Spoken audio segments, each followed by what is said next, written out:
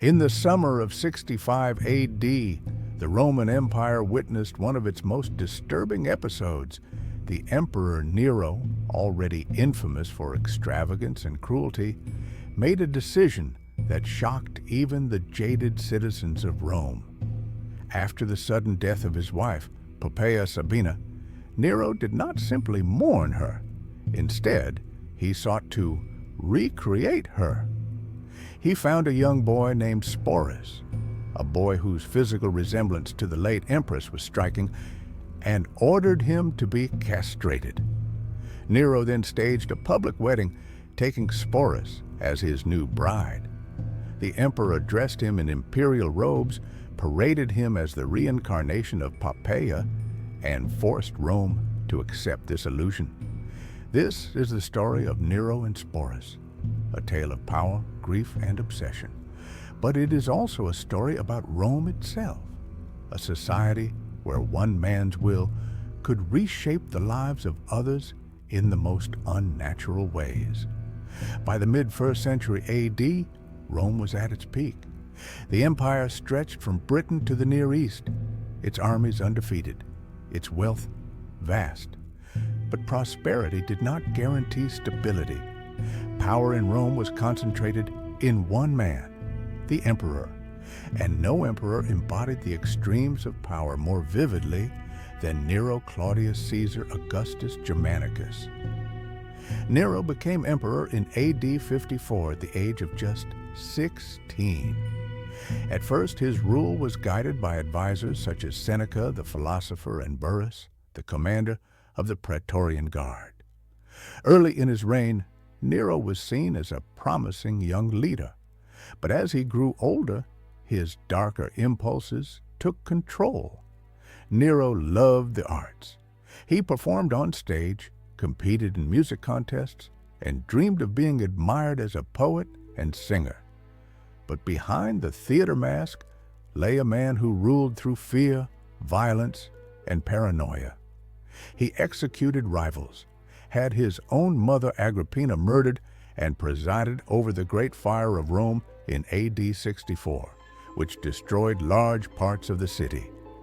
It is against this backdrop of extravagance, brutality, and personal insecurity that the story of Sporus unfolds. Central to the tale is Poppaea Sabina, Nero's second wife.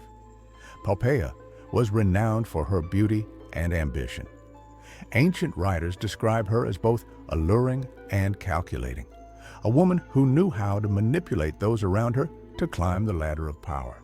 She first became the mistress of Otho, a close friend of Nero, but when Nero noticed her, she soon abandoned Otho for the emperor himself.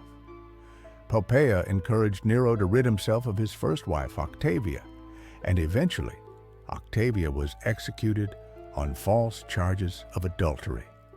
With Octavia gone, Poppaea became empress. She lived in luxury, surrounded by wealth, jewels, and attendants. But her marriage to Nero was not peaceful. Their relationship was marked by passion, jealousy, and frequent quarrels. In AD 65, during one of these heated arguments, tragedy struck. Poppaea, pregnant with Nero's child, was fatally injured. Most sources, such as the historian Suetonius, claim Nero killed her in a fit of rage by kicking her in the stomach.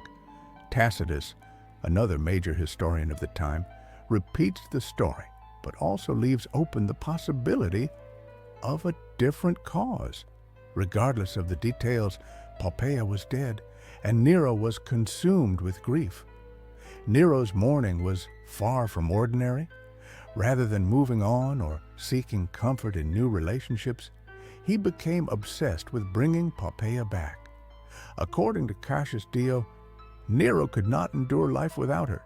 He commissioned statues of her, spoke of her constantly, and even embalmed her body with the most extravagant perfumes and spices. But this was not enough. Nero wanted Poppaea alive again, and in his distorted mind, he found a way to achieve it. Sporus. The sources are vague about Sporus' background. Some suggest he was a slave, others that he may have been freeborn. What they agree on is his appearance. Sporus bore a remarkable resemblance to Poppaea. Whether this was true or exaggerated by historians, it was enough for Nero to seize upon. And so, Sporus's fate was sealed. Nero ordered that the boy be castrated. This was not unusual in the Roman world. Castrated slaves, known as eunuchs, were found in certain roles, particularly in the eastern provinces. But in Rome, castration was generally viewed with suspicion and disgust. For an emperor to subject a boy to such a procedure was shocking. The operation would have been brutal and dangerous, often leading to infection or death. But Sporus survived, and his life was forever altered. He was no longer simply a boy. He was, in Nero's eyes, the second coming of Poppaea. Having remade Sporus's body, Nero now staged a marriage. In a grand ceremony witnessed by the imperial court, Nero took Sporus as his bride. The boy was dressed in the empress's garments, adorned with jewels, and even addressed with Poppaea's imperial titles. Nero himself played the groom, and the marriage was solemnized as though it were entirely legitimate. To the Romans, it was both scandalous and absurd. The satirist Martial mocked Nero for wedding a man as though he were a woman. But none dared to openly oppose the emperor. His power was absolute, and his court was filled with flatterers who played along with his delusions. From that point onward, Sporus accompanied Nero as his consort. He was paraded in public, attended banquets, and even traveled with the emperor. To the world, he was no longer Sporus the boy. He was Poppaea, reborn in another body. For Sporus, this new role must have been unbearable. Though the sources do not record his voice, we can imagine the psychological torment of being forced to live as another person's shadow. He had no say in his identity, no control over his life. His body had been altered, his name erased, his existence reshaped to fit Nero's grief. Yet Sporus remained at Nero's side until the emperor's downfall in AD 68. That year, facing rebellion and desertion, Nero fled Rome and eventually took his own life. For Sporus, one might think this was the end of his suffering. But his story did not end there. Rome descended into chaos after Nero's death. In a single year, 4 emperors rose and fell in quick succession: Galba, Otho, Vitellius, and finally Vespasian. Sporus, now infamous as Nero's bride, was swept up in these events. First, he was taken in by Otho, the very man who had once been married to Poppaea before Nero stole her away.